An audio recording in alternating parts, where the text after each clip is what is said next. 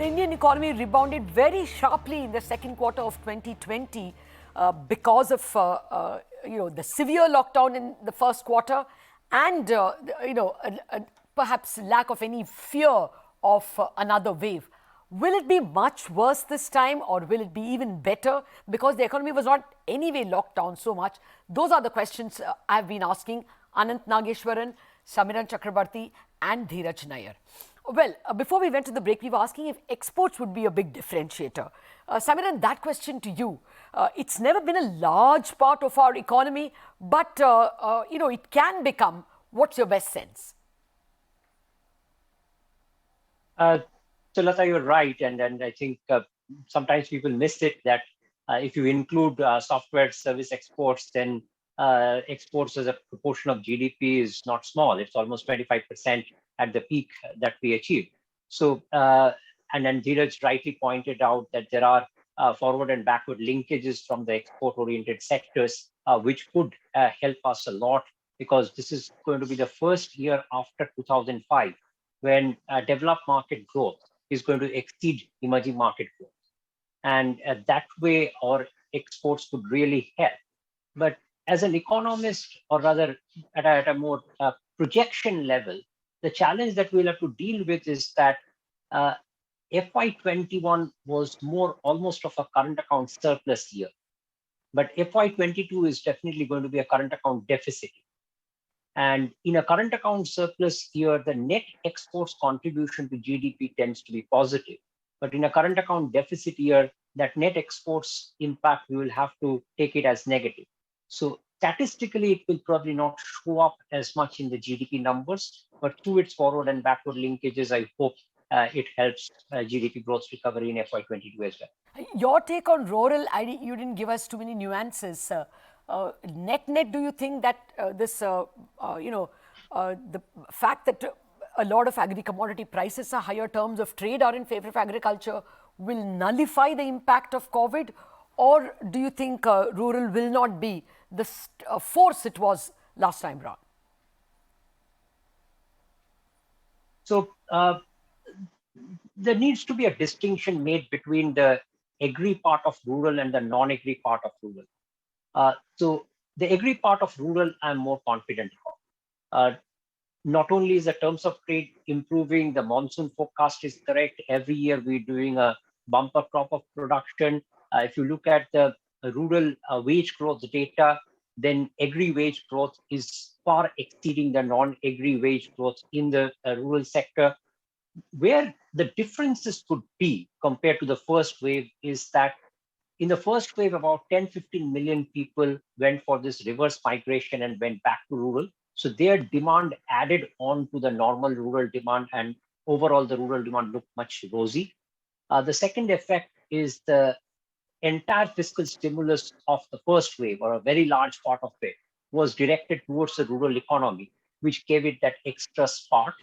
And third is that the extent of fear about the COVID, which was much less in the rural economy in the first wave, which saved the non-agri part of rural economy in a big way. These things are not going to be as supportive in the second wave recovery. That's why we are saying that the rural exceptionalism that we saw in the first wave might not be repeated in the second wave. Okay. Fair enough. So it's kind of dibbly-dobbly. Anant, to what extent can the government make a difference? CapEx. The government, we spoke to Hardeep Singh Puri, he was pretty determined that we are going to spend our way out. And the budget also had a high capital expenditure element. Do you think that could be the differentiator? Look, I mean, we have to try all possible avenues. One is capex, one is income transfer. So it can't be one cannot be pursued at the exclusion of the other. And in fact, a conscious call has to be taken as to what is the kind of error that the government is willing to commit. Do we want to allow a little bit of leakage that even undeserving beneficiaries get some government transfer benefits? Or do you want to keep it very tight? So I would say, given the range of uncertainty that we have with respect to the growth and employment outcomes for the financial year, So I would suggest that we err on the side of being liberal and not so worried about leakages. So I think Which specific, government capex, which and today, specific, for example, which TG specific policy are you referring to when you I'm say, sorry? which specific program or policy are you thinking of when So, you for say, let's example, not worry right about now, leakage? so one is, for example, we have extended the emergency credit line guarantee Yes. scheme to many other sectors and also extended the timeline. But if we say that the total loans to be given can be extended to 4 lakh crores or come up with another specific program which is primarily geared towards payroll protection and create a separate guarantee for that as well, so that more urban jobs are not laid off. And the third possibility is, of course, an urban transfer, and that is where like an Indrega for urban poor. But the problem is there is one of identification. Yeah. So I think the key, and since Indrega anyway is a self-selected program, one doesn't have to worry too much about identification, because whether the person claims it as part of rural India, as part of urban India, it doesn't matter if he or she comes forward. So I think there is a combination of programs here. And as the FM herself mentioned in one of the interviews recently, if the government is able to go through with many of its capex programs, that in itself, if we can stick to the budget outlays and translate them into outcomes. So a combination of more fiscal expenditure, more government guarantees, income transfer, and execution of the projected budget expenditure should mitigate the downside. Okay, it will mitigate to some extent because government is the only one spending, isn't it? Samiran, banker after banker whom we invited after the monetary policy were telling us that it is not that we are risk averse. The sanctioned credit limits have not been drawn. They've been drawn up to 60 or 70%. Working capital limits have been drawn only up to 60 or 70%. So do you think India Inc. will let us down in that there will not be any capex, either because they've got excess capacity or because, like you and like the RBI survey, they're also doubting consumer, consumption pickup? So, Latha, it's a complex issue, but let me put it this way, that a large part of the preconditions needed for a capex recovery were already in place while we were around that January, February period when things were looking much better. But there was one condition which was still not met. That is the condition of capacity utilization. That number, according to the RBI's survey, was in the mid-60s. And you typically want it to be at least in the mid-70s before you start seeing private capex recover. Now, the hope was that if there was no second wave, then the way the demand side was recovering, we would have soon reached that 75% kind of capacity utilization, and the private capex recovery would have been more robust. But because now we have been set back by a couple of quarters, at least, if not more, to get back to that sort of a capacity utilization level, my sense is that, at least from the private capex recovery part, we have to be more patient. And again, the next phase of the credit cycle, like after the first wave, happened more in the retail credit segment, where we saw that household debt to GDP ratio increased to almost 37% on the back of that retail credit growth. Similar trends could be there after the second wave also, where the first bout of credit goes into retail, and only after the demand picks up and goes back to push the capacity utilization to about mid-70s, then we start seeing the industrial credit demand also coming back. Well, that will take us to the longer question, larger question, which perhaps we won't have time, on whether incomes have grown enough for that retail credit to be a secular growth story.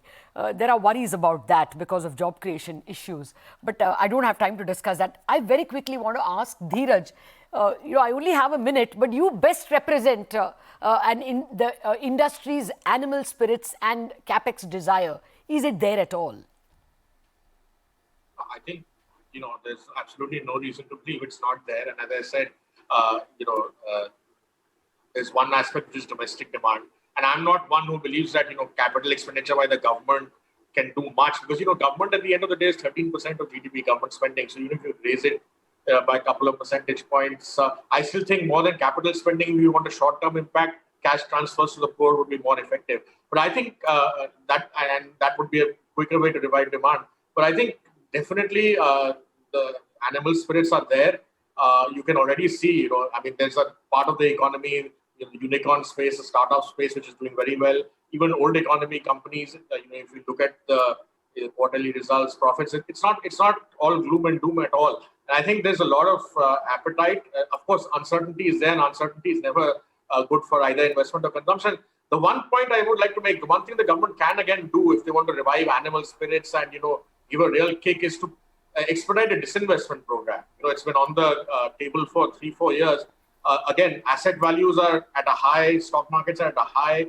There will be tremendous appetite for the better government assets if they put them on board. It could give a big fillip to investment, big fillip to productivity and efficiency. So I think there's something there which can be done. There are about 20-25 firms ready for strategic sale, approved for strategic sale. If somehow perhaps appoint a minister in charge of it, a younger minister in charge of it. But if you can speed that up in the next 5-6 months, you can see a very strong turnaround in both sentiment and investment on the ground. Sentiment for sure. Investment, it will be only going from one pocket to another.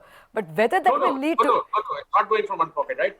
Ultimately, if it, to buy the public sector companies... Value added by the... Buy borrow from banks and so on. Take your point. I'm not talking about PSU to PSU disinvestment. No. I agree. I know what Vedanta could do with Balco. So I know where you are coming from. But I'm just wondering if that would be a slightly longer term process. Unfortunately, this debate just got warmed up and I have to wind it up. But I do have problems on whether there is a longer term job creation which has genuinely suffered. It was already declining, we know, and whether COVID has taken away that last remaining zest for creating jobs. We thought PLI would do it, but even PLI got stymied by the second wave of COVID. Gentlemen, thank you very much for giving us a nuanced understanding of what are the pluses and minuses of India once again recovering from the blow of the second COVID surge. Thank you very much for joining me.